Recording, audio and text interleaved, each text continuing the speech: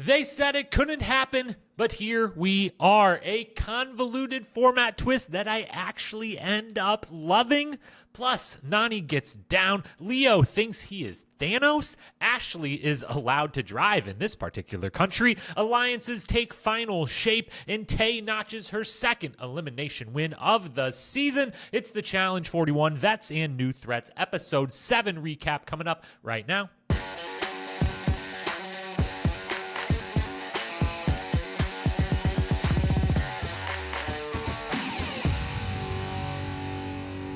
What up, my fellow challenge lovers? Welcome to The Challenge Historian, where we dive deep into all things MTV's The Challenge, past, present, or future. If it's happening in the Challenge universe, we are here to document it. I am your mostly dedicated challenge historian, Jacob Hollabaugh. Thank you so very much for being here with me today to dive into episode 7. Yes, you saw correctly or didn't see correctly. We did miss episode 6, being able to recap it last week. We're not going to get into the whys behind that. It happened. I'm sorry it happened. We're here and back for episode 7, and hopefully that will be the only one, that being episode 6, that we miss across this entire season, which I'm guessing has at least like 38 more episodes left in it because all these seasons are so dang long now. But luckily this one is very, very good, and I'm glad to be back chatting with you, talking about it, because it is a very good season and there's a lot of good things to cover. So we're not going to go backwards. Episode 6 happened. My girl Sydney took center stage. Her plans and things backfired on her. Lekka, someone I was really enjoying on the season, goes home. Olivia gets a big win. There we go. We recapped it. And now we're into episode 7. So that's what we're here to discuss. Without further ado, there's no other programming reminders or anything of that sort. Let's just dive right on in. We're going to start with the daily challenge, because everything that happens before the daily challenge amounted to like 2 or 3 minutes in the house and a bunch of quick little things that didn't ultimately matter, other than the fact that Leo thinks he is Thanos and is weighing his decisions the way Thanos weighed, killing in the snap of a finger half of the known creatures in the universe. I think those are very, very comparable things that they have on their minds, those two, that person and that fictional character. So nothing else really to say about that. I think he's just spot on, and we just moved straight to the daily challenge. So, daily challenge.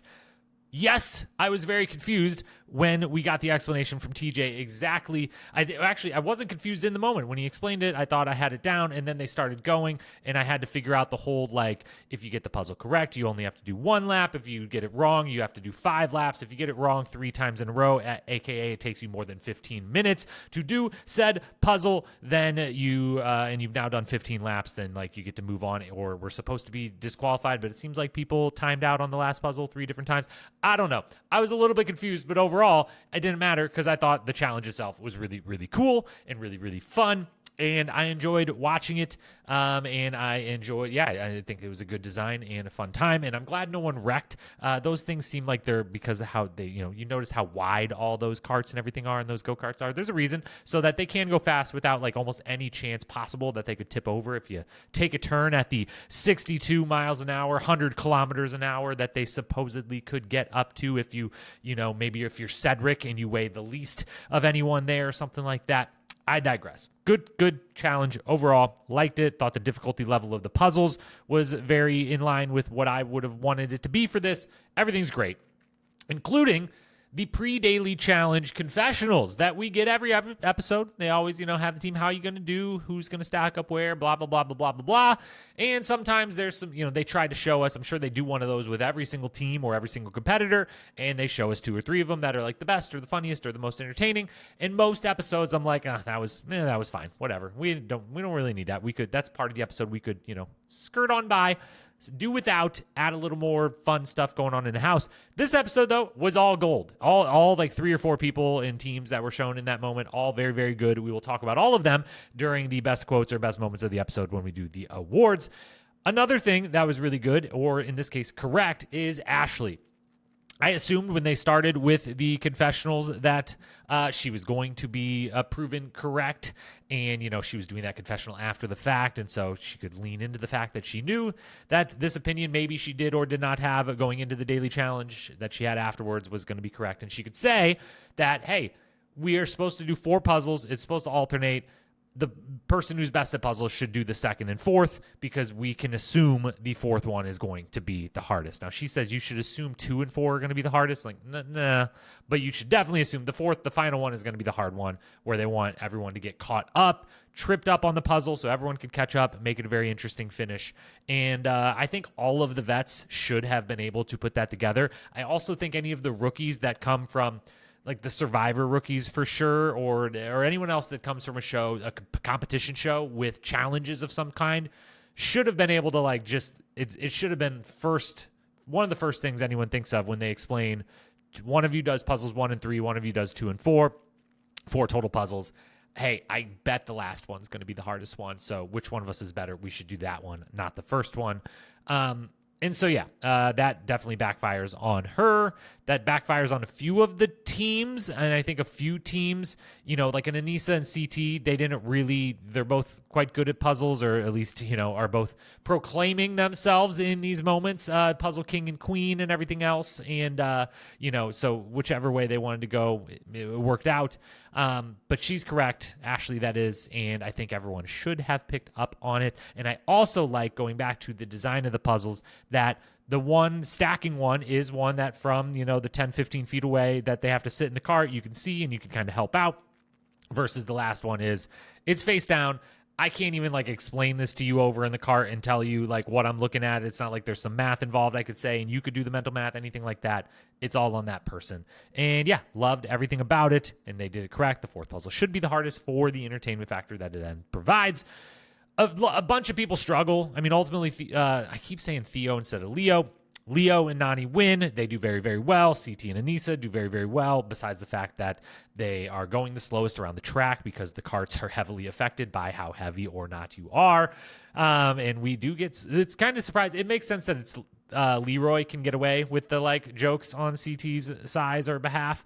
Like, if anyone's going to be able to get away with it, it's him for sure. So all that aside, those teams do well. Not that much to talk about on the good side. On the bad side, a few people to highlight, though. Does matter to me that Theo struggled so badly, because we've not only now seen his condition level and just overall conditioning for a possible final has really gone in the opposite direction from where he began his challenge career. And we're also now seeing that like these puzzles, that stacking puzzle isn't the hardest in the world, and there's definitely incentive, as with the points and everything, to do really well in all of these, and especially being a vet pair in this instance, like maybe not quite as protected as he would normally feel in this game with the alliances he has. Questionable to me that he did that bad. That's not a good sign for him. Also not a great sign for Tay. I know by the end of this episode, we're going to be talking, she wins another elimination, is proving to be a little more formidable than I was giving her credit for on the physical side and being able to do all of that stuff, but not in some way where it's like, ooh, she's like going to be dominating in that side of things, but like enough to be like, okay, she's like a threat here. How is she at puzzles?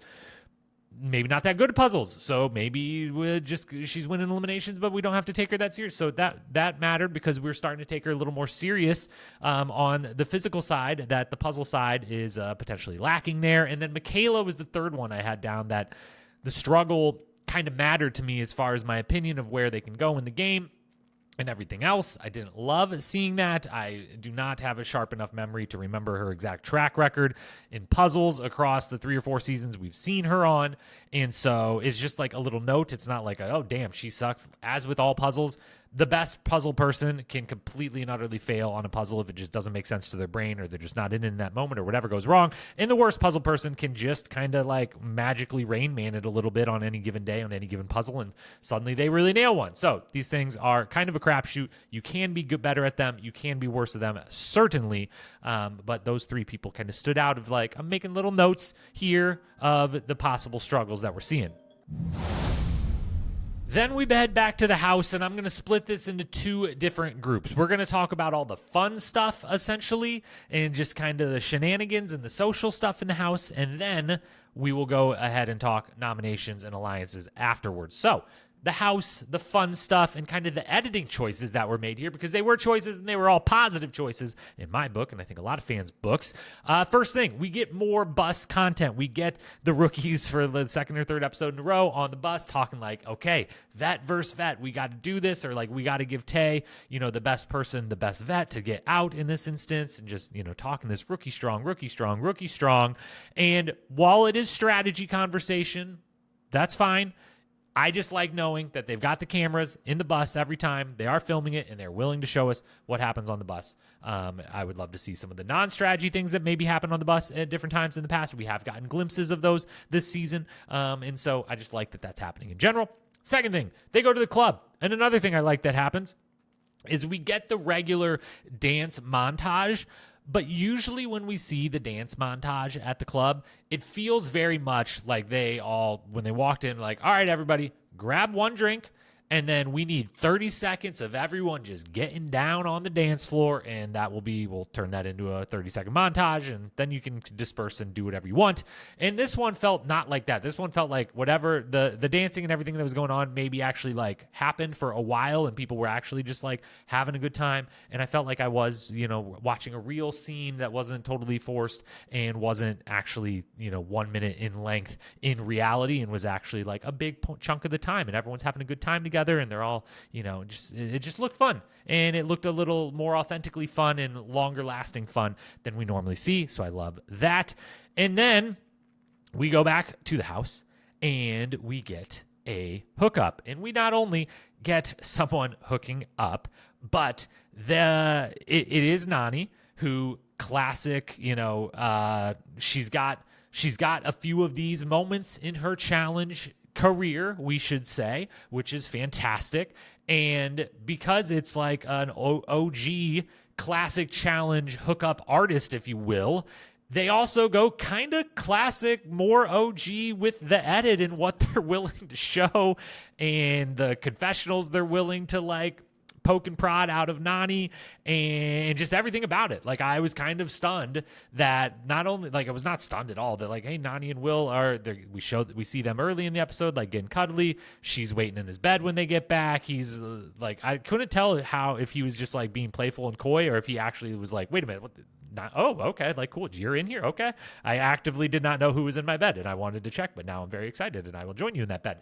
But the fact that the camera guy or gal, whoever the camera operator was in that instance, just walks in, turns the light on, and sticks the camera right up there. I was like, where are we? Is this like 2012 again? Like, this doesn't happen anymore on the challenge. We would maybe in the last, half decade or so see this scene only through a security camera up in the corner of the room that just shows them, and we would see it in the for like 10 seconds or so, and they would probably play some fake audio that they've pulled from a different moment.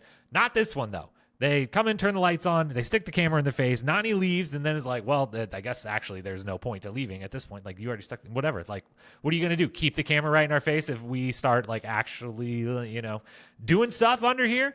And it turns out the answer was yes. The camera person stayed there. So they're like, well, we'll just go down the hallway into the bathroom. And they film, or at least record some audio maybe of that outside the bathroom too. And then they really kind of grill Nany on it in the confessional, and we get a very fun moment of her just explaining the whole thing and having a good time and this, that, and the other.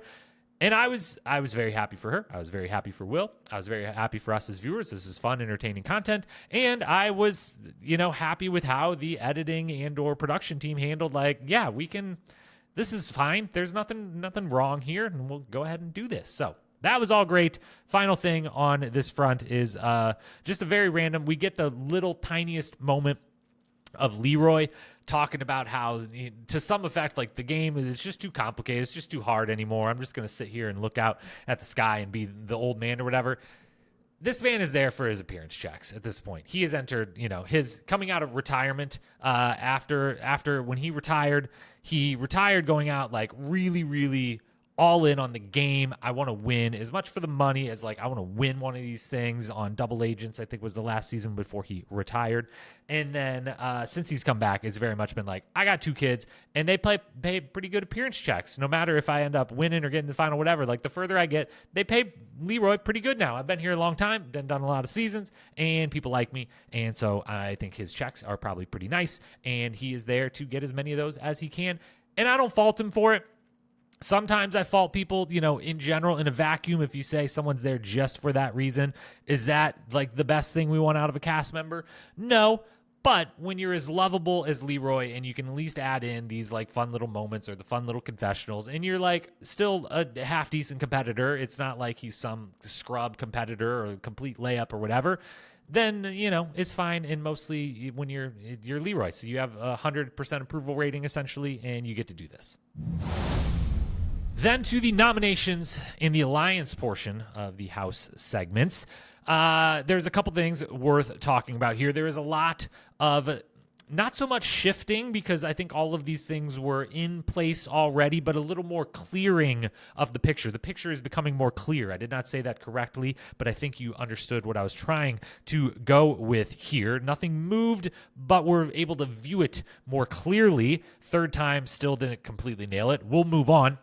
I love that the rookies are still, at least while in a big group, and some of them seem to believe that it's going to be like the rookies need to band together. The rookies need to band together. The vets are going to protect the vets. The rookies need to protect the rookies.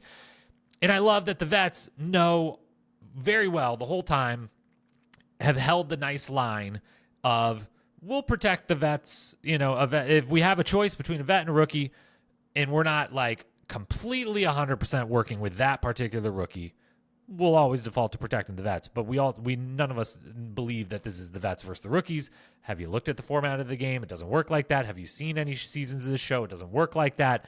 This is whatever alliance can be built versus whatever alliance can be built, and it's going to need to be a little mixed affair here. They've seemingly known that the whole time. The rookies have tried this kind of to seemingly authentically and to believe it, a group of them, that we should stick together, we should band together, this should be about the rookies kind of rising up. In this episode, we get the final just kind of nail in the coffin of that idea as a host of the rookies and a host of the vets make it a little more obvious and official of just no. We need little groups we can trust, and we need a mixture of some vets that we can trust and some rookies that we can trust, and we should band together across, and we should keep ourselves safe while keeping up the facade of we want to, rookies on rookies or vets on vets, but we can try to keep up that facade a little bit if people want to buy into it or believe it, and it helps us actually vote for the people we want to, but this is the real alliance here. And it's fun seeing the vets at least still have that portion of the experience over the rookies if they don't have as much of the actual game ability, the physical game daily challenge elimination ability as the others. And speaking of things I love seeing work together, Ashley and Nany, they kind of brush past it. They give us the moment during the actual nomination where Nany says something to the effect of Ashley and I are working. It's fun to actually get to work together and be friends for once. And so we get the reference to it, but we don't, as many flashbacks as they've been showing this season, they don't show us any in this moment. But this is Lavender Ladies versus the Holy Trinity. Complete enemy factions for a big stretch of challenge seasons. These women were on the other side from each other. They had their groups. They were Mean Girls versus Mean Girls at each other. And we do get, I think, a Mean Girls Ashley flashback of some kind during this episode. But I think it's a big deal that this long later, Ashley and Nany are working together and seemingly having fun being in the same room and, hanging out and being friendly and everything like that. That's very cool. I like seeing that. And I love seeing the Ashley, Nany, Aviv, and sometimes Michaela. Michaela's in there with them, but she is clearly the fourth member of that group that if she's around, she gets to be in the conversations. But the other three, Ashley, Nany, and Aviv, have conversations without her and are this is the three. We're working together. And when she wants to be with us, fantastic. And then the other trio, the rookie trio, Sydney, America, and Dee, also strong independently as a little trio within the rookie women. But now they're coming together and making it clear, like, let's work together from each sides to make sure whatever woman goes in this time and all future times does not come from our little group. We don't care about the vets or the rookie situation. We want our group now of 6, sometimes maybe 7, but 6 to be locked in together. And this is really good, and it's really powerful, and it plays out in this episode that this, they get the vote where they want the vote to go. It does, though, it is a little too many. Now, it's one thing if they kind of all tacitly are acknowledging, like, we each have a trio. Our trios are going to work together, but we do know in the end it'll be a little trio versus trio because probably 6 of us aren't making it to the final. And if they don't have that in mind, I would assume at least Aviv, Nany, Ashley trio does. They've been to finals, many of them, all 3 of them, and know that, like, that we're not getting 6 of us there. But I think it's going to work really well for now. My only question is, do they have any of the men in the house on their side?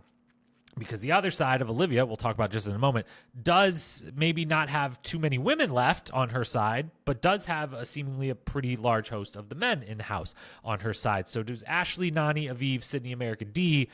They've got Jeremy for sure, because I think Jeremy's still completely tight with Sydney and D.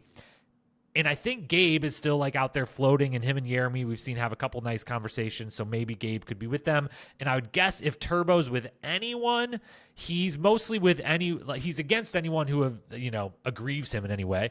But he also, I bet if Nany asks, like, I'll be with Nany, whatever she says, and there's some vets over here, so sure. But I'm not sure. And then again, on the other side, Olivia, we'll transition to that. She has a moment at the club where she kind of tries to strong arm. I forget who she's even talked to, Jake or someone, but is like, well, no one's going to care what Tay wants. Her opinion does not matter in this situation. It's what I or the power brokers of this season say is going to happen. That's what's going to happen. And that confidence is back. She's definitely now, like, we talked to her a couple episodes ago, like, she kind of got to the throne very quickly and maybe a little unexpectedly fast and was figuring out, like, now how do I operate from the throne?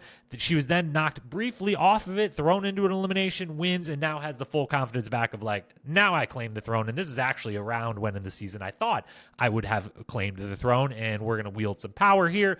And does it play out to be true in this particular episode? No, but I do think it's going to continue to be true as often as it is not throughout this season. And I do think, we'll talk in power rankings, she's still at the top of it. I think she is still in as much control of this game as anyone.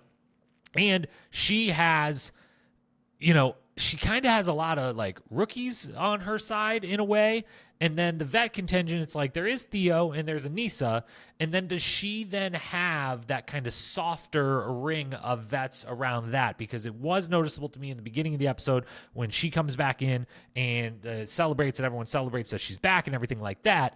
And the 3 women we just talked about, Ashley, Nany, and Aviv, are, like, sitting there like, oh, who's not here with us like she has been before? She's out celebrating with Olivia, Anissa. That wasn't a surprise to me that Anissa's in that room. It was a little bit of a surprise that Derek was in that room. Not Derek Chavez, who I knew would be in that room. Derek Kaczynski was also in the room, just kind of in the background, like, yeah, I'm in this group, I think, right? And it feels like he and CT and maybe even Leroy to some degree, although I would assume Leroy, if push comes to shove, falls on the Nany, Ashley, Aviv side of things, but who knows? Derek and CT seem to be just like, I'm just kind of, whatever room Anissa's in, we're friends with her, and we'll just go there, and that way we'll kind of feel a part of one of the groups or not, but we won't really be in any groups. And so that kind of makes it wishy-washy on just how many people Olivia has on her side, but she's got a lot more of the men going, and now has lost a couple of the women potentially from her side, loses one here with Izzy. And so just overall, though, I like where this is shaping up. I think we got a nice little group back and forth. On to the arena. Fantastic game design using a popular Survivor game piece of catching the ball before it drops. They use this in a couple classic Survivor games. They use it very often at the end of Survivor seasons for one of the final challenges that really the stakes are super duper high. And I love that they're bringing over that little element to a game here for an elimination. These style games work super duper well, and I love them. The shooting in this episode, the shooting of the basketball, is a bit tough to watch. Admittedly, a little tough to watch for sure. And I also have questions about if rules have been put in place now for audience participation. It feels like maybe some new rules have been put in place, or maybe they've been telling what you can or cannot say, because They were all talking. They were all cheering. They were giving advice in this episode, especially like to Izzy of like, did you not realize that you tilted your thing and those things are going to fall over? But it didn't seem like anyone was doing the obvious thing to help whoever they wanted to win of just like, hey, move the things, listen for my voice. I will tell you exactly when to stop what you are doing and go get the ball. I will watch the ball. You don't have to turn and watch. I will watch it, and I will tell you like 3, 2, 1, go get the ball, and every time I will help you get the ball. None of that was happening, and so I feel like maybe this is the second or third time this season where I'm like, are they telling them these certain things are off limits? You can't do this, but otherwise you can talk as much as you want. I don't know. But I do know that Tay dominated, and Izzy really struggled. Not only in this game, but really across the season. She comes out with that dominant performance, that opening cardio performance up and down the mountain, and is riding high. And then, it has done okay, I guess, across the daily challenges. I forget where she was in the points and everything else. But she was a good cast member, for sure. We saw a bunch of different things you would want to see from a good cast member. And when she, at the end is saying how she, definitely wants to come back and do it again, I was right there with her. I would definitely like to see her back on a season. And Tay on the winning side, just puts up a very good, calm, composed performance, moves quick, does, I think picks up earlier on they both go with the like, just shoot it in the lower basket until you absolutely have to, but is a little more confident and just like, that's the strategy, do it, run back, nice, slow and steady, don't knock anything over, don't miss a ball, and you're going to just stay in a small lead and build it over time, and performs really well, gets her second elimination win of the season, and she is definitely a bit of a rising star. But as we talked about earlier, as much as that's raising her potential in the physical side of things, the puzzle side, we'll see. So, Tay gets the win. Izzy goes home. And then we get a new rule, which we will talk about when we do the power rankings. I am very excited to talk about that twist. Before we can talk about the twist, though, we've got to give out our awards, and the best quote of the week is where we will touch on the thing we said earlier. We liked all the pre-daily challenge confessionals because they gave us some really, really good stuff. 2 quotes to point out, the runner-up and the winner. The runner-up from Leroy. CT not only has a dad bod, but he has a bod of 3 dads who do nothing all day but sit on the couch and chew on cigarettes. End quote. Very good stuff from Leroy. Again, I don't know how many people could get away with saying that and not have CT sending them a DM after seeing it in the episode, but Leroy is definitely one of them. But the winner, of course, is Ashley Millionaire Mitchell. Quote, 3 things I know about racing. It's actually much harder than people think. 2, my papa you like to drink a lot of beer while watching. And 3, I shouldn't be doing it. I'm pretty sure in 130 countries it's illegal for me to drive, but this must not be one of them. End quote. There was before and after that quote. It was actually even longer than that, but just, she's the best. She's so fun on this show. She gets the quote of the week. Best moment. Honorable mentions. Leo thinking he is Thanos again. I know Thanos is a fictional character, but his decision was, I think this world is going to collapse on itself, and I need to remove half of the population in the snap of a finger across this world and the entire known universe, and that will save things. That was the decision he was weighing in the thought process he was going through, and Leo is deciding whether he should have voted in someone who beat one of his number 1 allies or not, and if he gets the chance again, if he should do so again. Completely the same thing. Completely the same. Also honorable mention, Sydney and Cedric. The Sydney saying someone for sure is going to make a Lewis Hamilton reference, immediately followed by let's pan over to Cedric making the Lil Hamilton reference. I love Cedric so much. He is the best. And that was a really great job by them that they were able to put those 2 things together. The dance party was great. Honorable mention, Nany and Ashley recognizing their alliance in front of everyone was also great. Again, the Lavender Ladies and the Holy Trinity coming together. But the winner, Nany and Will, the hookup, was a great, fantastic moment all around. MVP of the episode.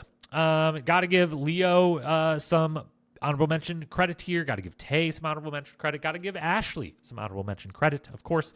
But the winner is going to be Nany. Daily win, hookup, focus of the episode, just great. Nany back in the MVP circle once again.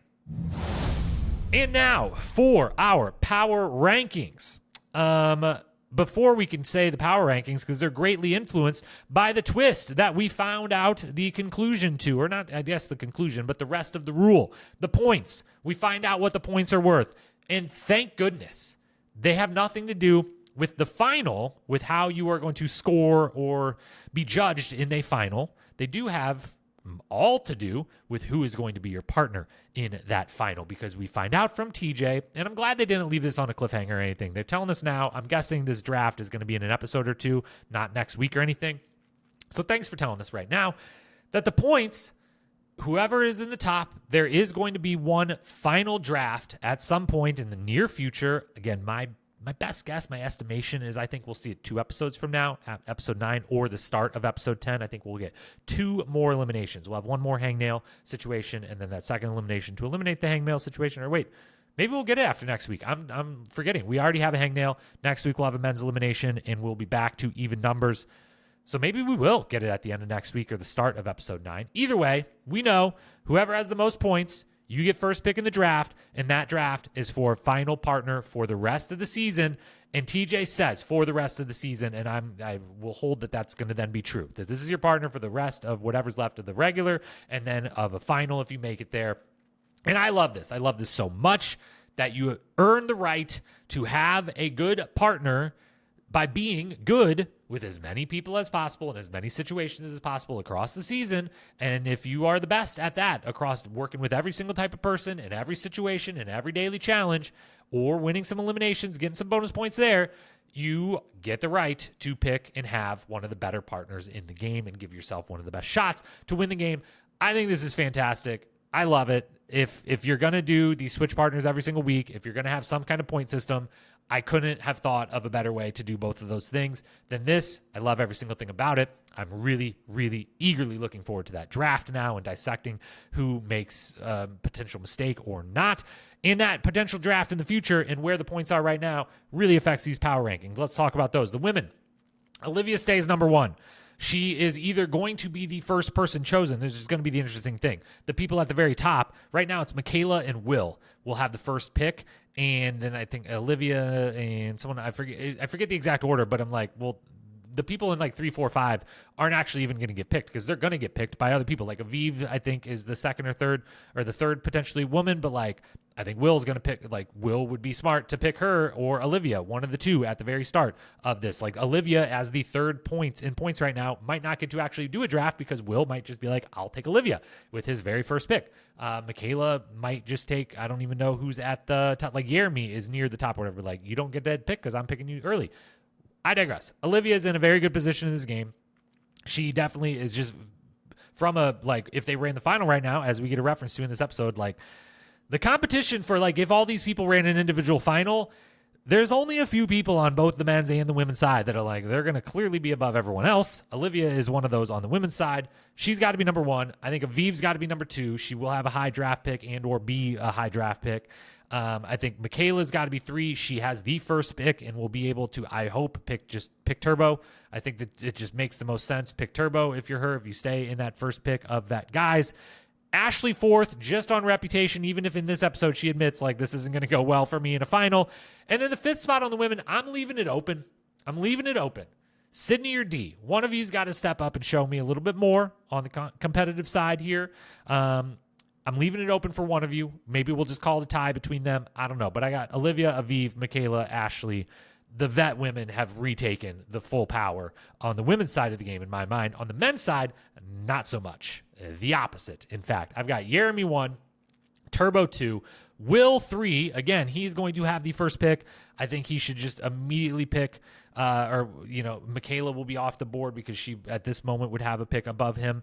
But I think he should just go with Aviv. It makes sense and try to go that route. Maybe he'll pick Nany now if they're, cuddle buddies. I don't know. But I got him in 3rd. I've got Cedric going from unranked to 4th. And I've got Justin falling 1 spot to 5th. But I still like Jeremy and Turbo. If this was just a pure individual final, who's going to perform the best? I think they're head and shoulders above all the other men on the season right now. And they both have high picks or will be high picks and will have good partners. So that is your power rankings. That is your thoughts on the point system. And that is episode 7 of the Challenge 41. Thank you so much for being here. Comment, rate, review, all of those good things. I will be back next week. I will not miss another week on you again. I promise I will not. Hopefully maybe even before Friday next week. Until then, peace.